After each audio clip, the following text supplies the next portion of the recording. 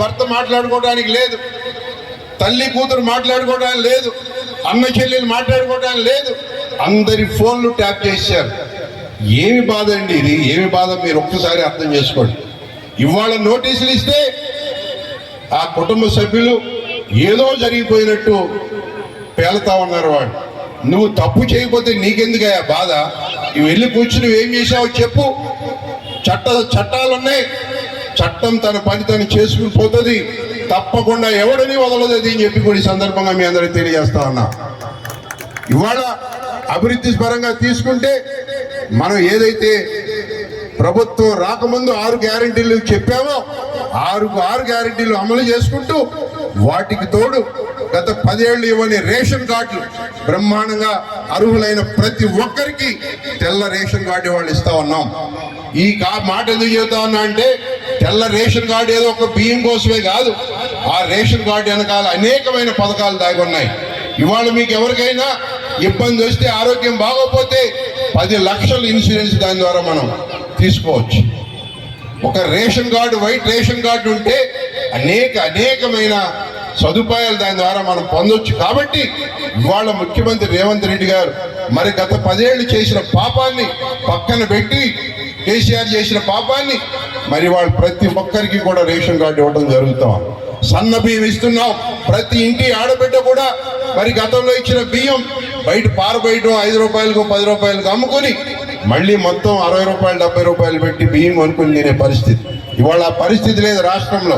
ప్రతి ఒక్కరూ కూడా సన్న బియ్యం తినే ఒక ఆలోచన చేసింది ఈ ప్రభుత్వం. భారతదేశంలోనే ఎక్కడ లేదు ఈ పథకం అని చెప్పి కూడా మీ అందరికి తెలియజేస్తా ఉండేవాళ్ళు. ఇట్లా అనేకమైన వాళ్ళ డబుల్ బెడ్రూమ్ ఇళ్ళు, ఇందిరమ్మ ఇళ్ళు మన రాష్ట్రం మొత్తం గ్రామీణ ప్రాంతాల్లో అందరికీ ప్రతి కాన్స్టిట్యున్సీలో 3500 డబుల్ బెడ్రూమ్ ఇళ్ళు, ఇందిరమ్మ ఇళ్ళు ఇవ్వడం జరిగింది. మన కాన్స్టిట్యున్సీలో కూడా రాబోయే రోజుల్లో మా మహిళా మండలికి సందర్భంగా నేను తెలియజేస్తా ఉన్నా, ప్రతి ఒక్కరికి అర్హులైన ప్రతి ఒక్కరికి కూడా ఇందిరమ్మ ఇళ్ళు వచ్చే విధంగా తక్షణమైన చర్యలు తీసుకుంటామని చెప్పి కూడా ఈ సందర్భంగా మీకు తెలియజేస్తా ఉన్నా.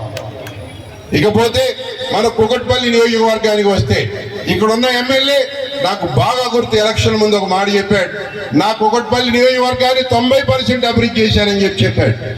ఇది వాస్తవం అని చెప్పి మీ అందరిని అడుగుతా ఉన్నా.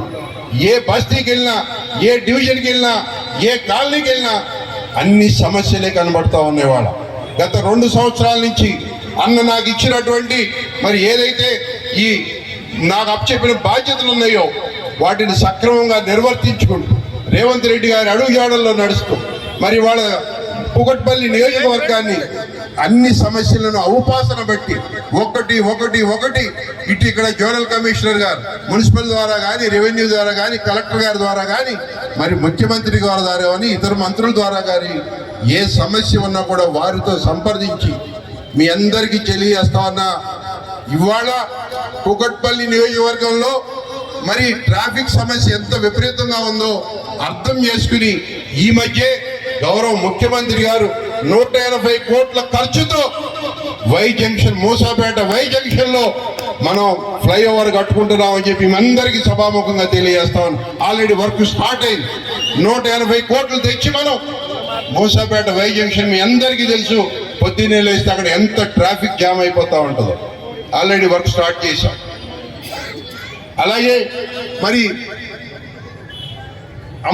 అమృత తాండా ఫతేనగర్ లో వాళ్ళు మొన్న వర్షాలు వస్తే మోకాళ్ళ లోతు నీళ్లలో మునిగిపోయి నానా యాతన పడితే వాళ్ళకి ప్రభుత్వాన్ని ఒప్పించి అందరికీ కూడా డబుల్ బెడ్రూమ్ ఇల్లు శాంక్షన్ చేయించడం జరిగింది.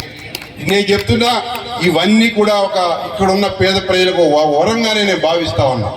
అలాగే 100 పడకల ఆసుపత్రి ఏదైతే ఉందో దానికి 33 కోట్లు శాంక్షన్ చేసి మరి వాళ్ళ కుకట్పల్లి హౌసింగ్ బోర్డులో 100 పడకల ఆసుపత్రి కట్టిస్తా ఉన్నాం.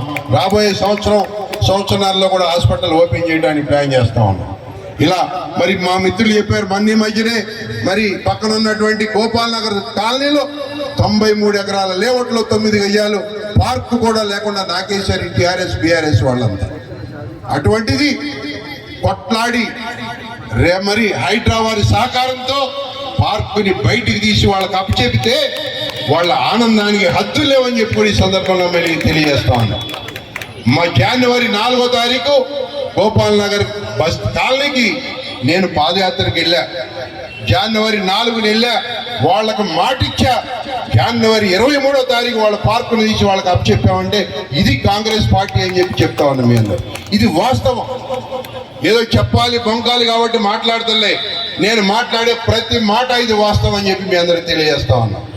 కాంగ్రెస్ పార్టీ కుకట్పల్లి నియోజకవర్గ అభివృద్ధి కోసం, ముఖ్యంగా ఇక్కడ ఉన్న పేద ప్రజలు, ముఖ్యంగా మైనారిటీ ప్రజలు, వారందరి అభివృద్ధి కోసం అహర్నిశలు కృషి చేస్తామని చెప్పి కూడా ఈ సందర్భంగా మీకు తెలియజేస్తా ఉన్నాం.